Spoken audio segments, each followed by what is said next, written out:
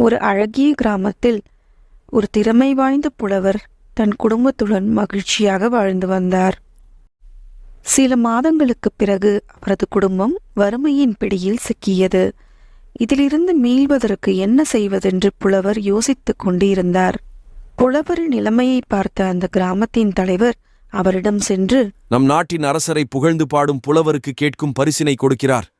அந்த பரிசினை பெறுவதற்கு நீயும் முயற்சிக்கலாமே என்று கூறினார். இதுதான் சரியான தருணம் என்று கருதிய புலவரும் மன்னரை பார்க்க அரண்மனையை நோக்கி பயணித்தார். அரண்மனையை அடைந்த புலவர் மன்னரை பற்றியும் அவரது ஆட்சி பற்றியும் புகழ்ந்து பாடினார். புலவரின் பேச்சில் மகிழ்ச்சியடைந்த அரசன் புலவரிடம், உனக்கு என்ன பரிசு வேண்டுமோ கேள் என்று கூறினார். புலவரும் இது போன்ற வறுமை எப்பொழுதும் நம் குடும்பத்தை பாதிக்கக்கூடாதென்று யோசித்தார்.